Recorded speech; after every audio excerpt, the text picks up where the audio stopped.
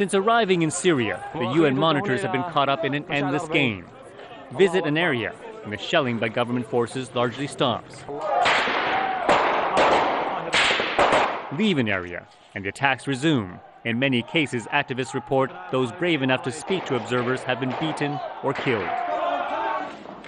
Less than 2 weeks in, and France's foreign minister called the UN and Arab League brokered peace plan seriously compromised. Nous considérons que la situation sur le terrain est inacceptable. We consider the situation in Syria unacceptable. The regime in Damascus does not respect the agreed-upon deal. The repression continues, the death toll keeps rising. If this proves not to work, then we have to take another step. Including military intervention. France called for all 300 UN observers to be on the ground within 2 weeks.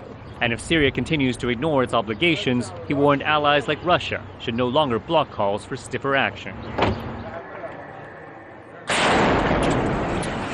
In recent days, even UN officials have begun publicly acknowledging the ceasefire, as it stands, simply isn't one. We have used all the words in the dictionary. It's fragile, it's shaky, it's precarious, it's risky.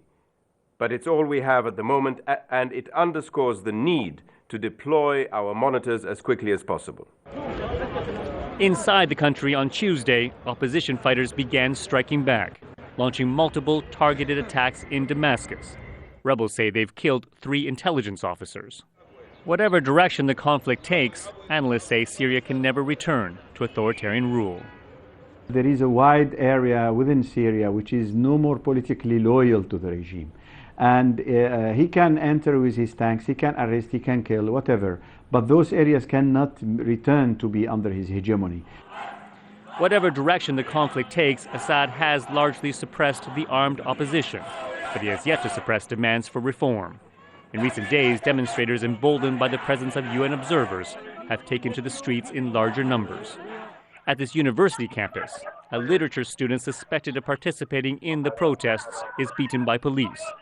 It takes dozens to arrest one man, a sign, say some, of the government's paranoia that it could still lose control. Steve Chao, Al Jazeera.